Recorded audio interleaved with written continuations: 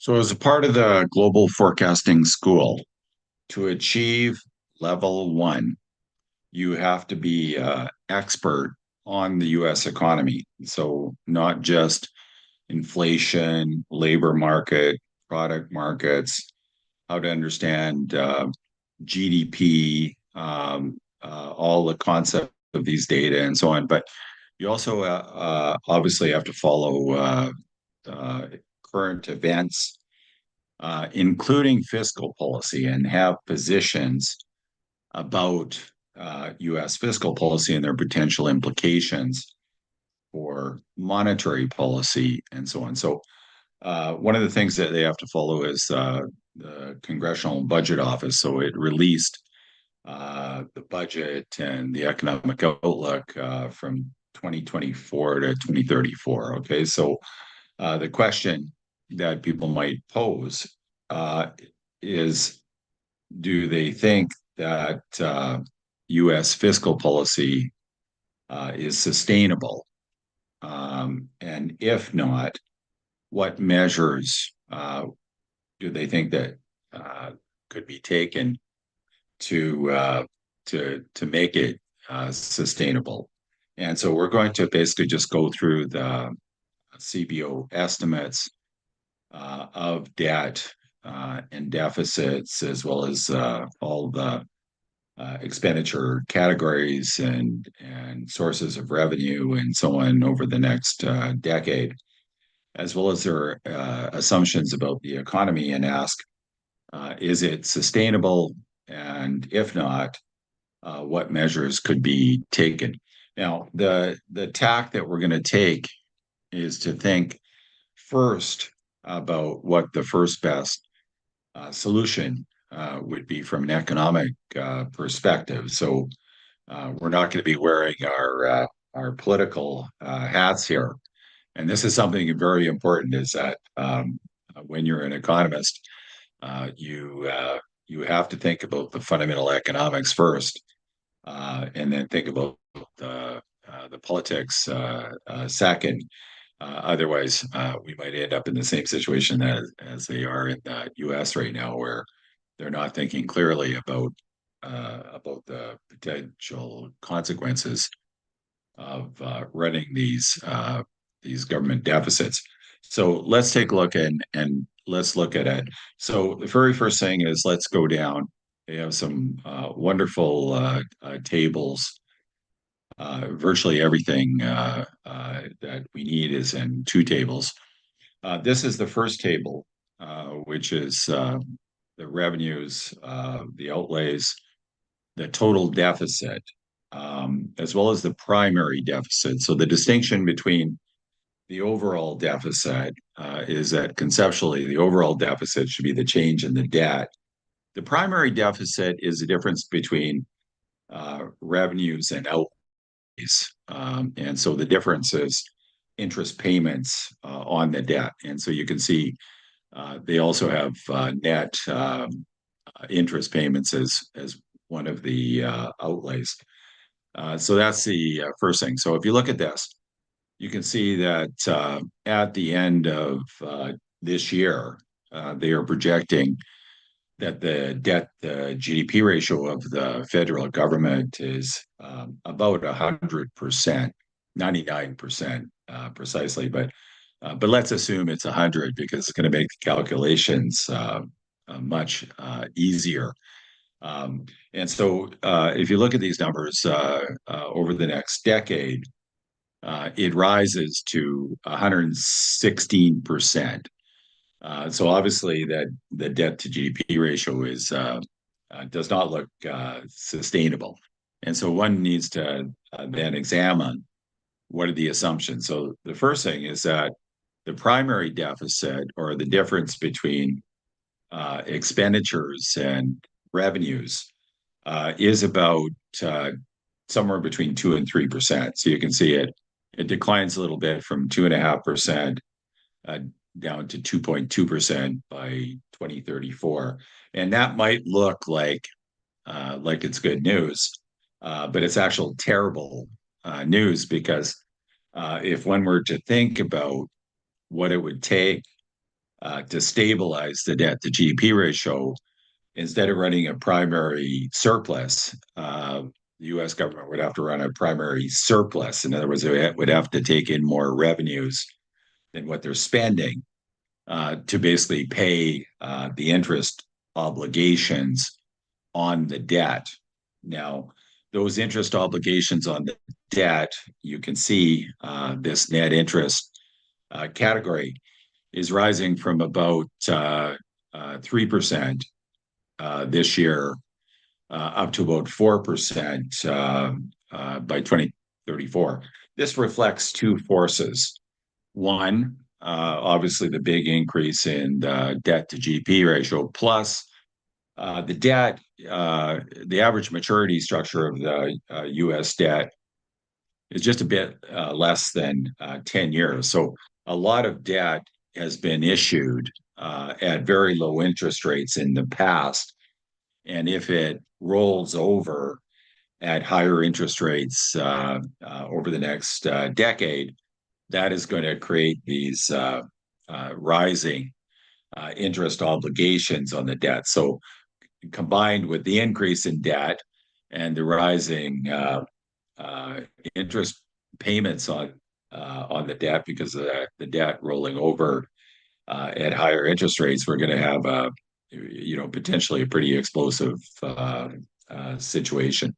Now the question is U.S. fiscal policy sustainable? And the answer is probably not. Okay, in other words, probably means a lot more than 50%, probably a lot more than 60%. And so we've got a day of reckoning coming where tax revenues are going to have to rise or expenditures are going to have to be cut. Now, how much? So as I said, if you wanted to stabilize the debt at 100% of GDP, you'd have to run a primary surplus. Now, how much of a primary surplus do you need to run? And the answer is it depends on what the interest payments on debt are relative to the underlying growth rate of nominal GDP in the economy. So the first question is, what does CBO assume about those? So the first thing is real GDP growth. You can see over the next decade and so on is about 2%. Okay, so you can see it's declining a little bit to 1.9% in 2029 to 2034, but let's call that 2%. Let's call potential output around 2%. If inflation is 2%, okay, this means that nominal GDP growth will be 2% real growth and 2% inflation, so that's 4%. So then the question is, what are the assumptions about interest rates? So I've already told you that the average maturity structure of the U.S. debt is just a bit below 10 years, like 8 years, something like that. And so you can just use, I think, the 10-year bond rate, as a proxy for what the interest payments on the debt would be if it all rolls over at that interest rate. And you can see the 10-year bond rate is 4.1%. So it's expected to go to about 4.1%. And so the interest rate that's assumed is approximately equal to the rate of growth of nominal GDP. And so what that means is that the primary balance would have to be put in at zero approximately to stabilize the debt to GDP ratio at about 100% of GDP. So think about that. That means that there would have to be a 2 percentage point adjustment in the primary balance. So how can that happen? So you could raise taxes by 2 percentage point of GDP, or you could cut expenditures by 2 percentage points of GDP, or you could do some combination. Now it's going to turn out, Larry Summers, for example, a couple of weeks ago on Bloomberg said that his projection of 10-year bond rates are are closer to 5%. And if that's the case, that means that you need to actually run a primary surplus of about 1% of GDP. So that means the adjustment in the primary balance would have to go from around a 2% deficit to a 1% surplus. So that'd be a 3 percentage point now adjustment. And that does not look very likely given the political situation. So to really understand that, these debt dynamics and to be able to explain them to people, I've created a little spreadsheet. Okay, so let's look at that spreadsheet so we can understand what the fundamental problem is here. So the very first thing, and this is something economists do all the time, is they write down very, very simple models because those simple models can show you some very profound insights. And of course, the simplifying assumptions that we make in these baby little simple models can always be extended and are extended in real world models. But in terms of explaining the fundamental problem to everybody so that they can understand, it can be very helpful to work with a little model. So what I'm going to do here is I'm going to assume rather than the CBO's estimate of 4.1% for the 10-year bond rate or the interest rate on debt, government debt, I'm going to assume it's 5%. I already told you I'm going to assume nominal GDP growth of 4%.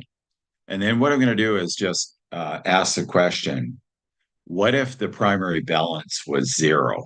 Okay. And so it's going to turn out, and I'm going to show you that if the primary balance is zero, that the debt to GDP ratio explodes at the difference between the interest rate and the growth rate. But I'm going to try and explain that intuitively to you doing some very simple calculations. So again, in 2024, the debt to GDP ratio is not 100%, it's 99%.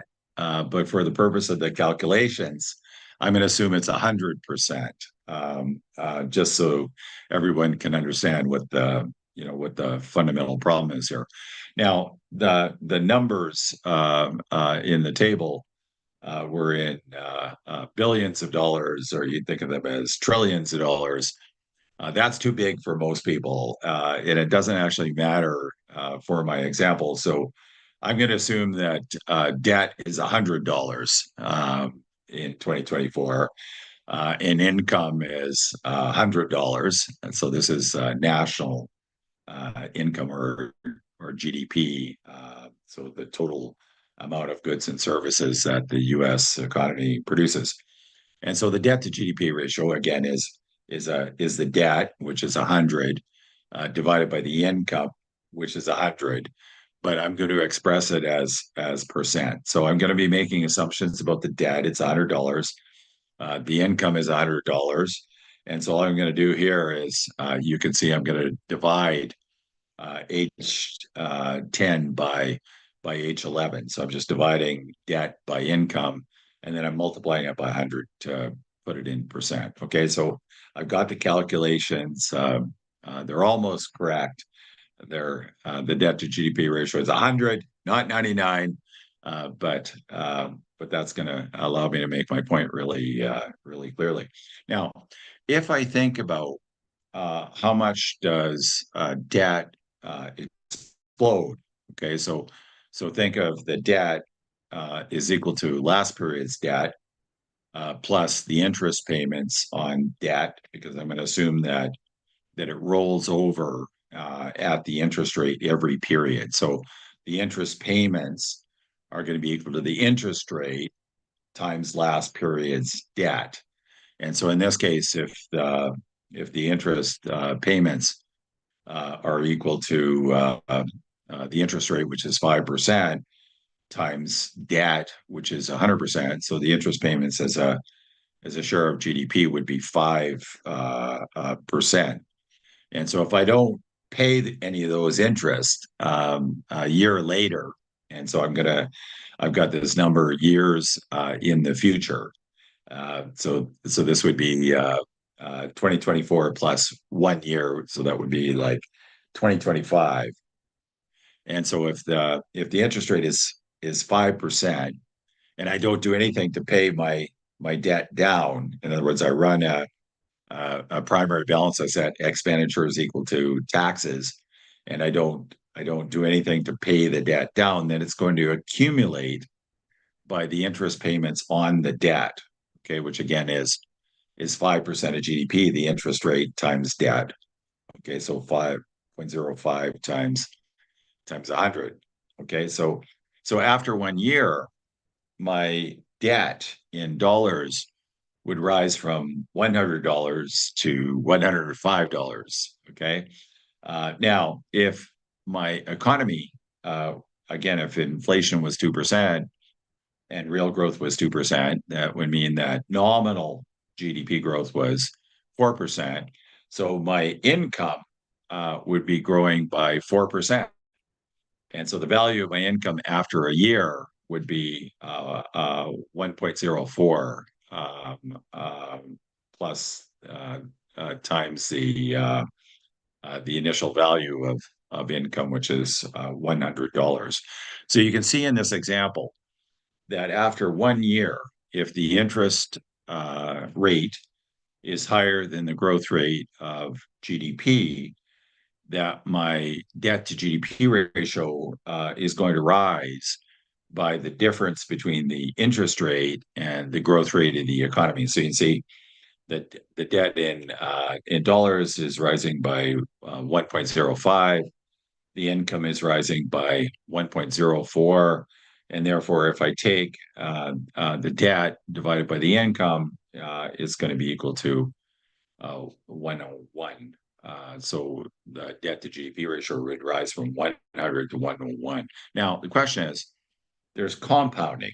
And so if we just look at what would happen to this debt to GDP ratio over a number of years, so I'm going to just put in 10 years, for example, as an example. And so after 10 years, it would be 110% of GDP. Now, why is this worrisome? The reason it's worrisome is that the empirical evidence on fiscal crises suggests that at some point, financial markets, when they realize that the government is running an unstable fiscal policy, once they realize that, then they think that interest rates will need to rise in the future. And as a result of that, the term premium, which is the compensation for interest rate risk that's embodied in longer term interest rates, like the 10-year bond rate, rise. And so, what if that happens? What if the interest rate were to rise to 6%? Well, if the interest rate on 10-year bond rates were to rise to 6%, then the debt dynamics would be extremely explosive, and therefore, people in the markets that would understand this would demand an even higher term premium or compensation. Nobody's going to hold long-term government bonds if there is a possibility that interest rates are going to rise in the future. So this is just a simple little way of calculating in a spreadsheet how explosive debt dynamics would be depending on how much higher the interest rate is from the nominal growth rate of the economy.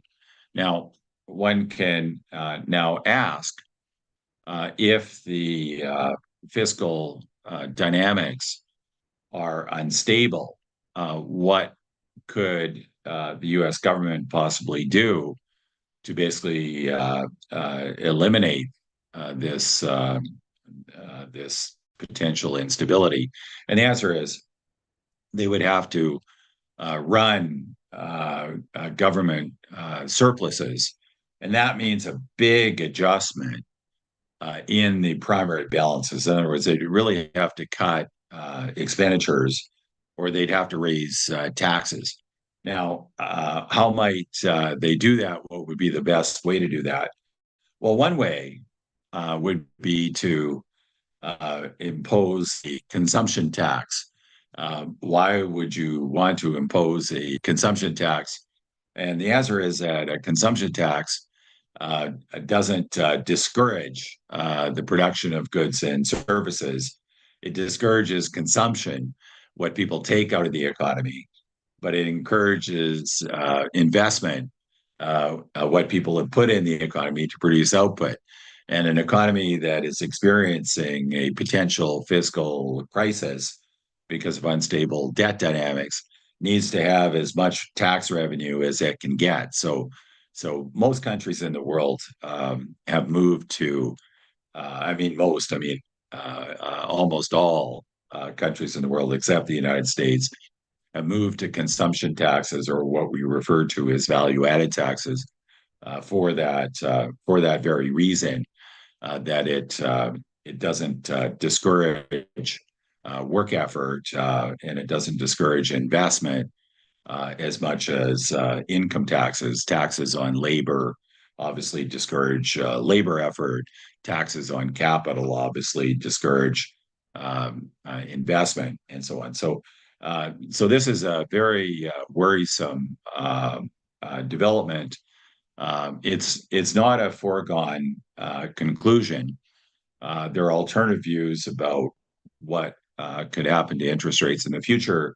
Olivier Blanchard, for example, thinks that we might very well end up back in the world where the interest rate is below the growth rate of the economy. So let's suppose that the interest rate was 3%, and now you can see if the interest rate is below the growth rate of the economy, the debt to GDP ratio would have a tendency to fall if the primary balance was unchanged. Now, the other problem is the fact that these expenditure commitments that the government has made are very much related to to uh, to aging. So if you look at mandatory outlays, for example, you look at social security. So it currently is about this year about 5.2% of GDP, and it's going to rise over the next decade. You look at healthcare programs, it's going to rise from about 5.6 to about 6.7. So there's major requirements to take care of the elderly, both through Social Security and through healthcare uh, pressure for those expenditure categories to rise. So this is a very difficult situation. On the one hand, if Olivier Blanchard is right, and we're heading back into a low interest rate environment, then there's nothing really all to worry about because as long as the interest rates stay below the growth rate of the economy, it doesn't really matter how much debt you have. You'll always grow out of it because your growth rate of your revenue-based nominal GDP is larger than the interest payments are exploding at because the interest rate's below the growth rate of the economy.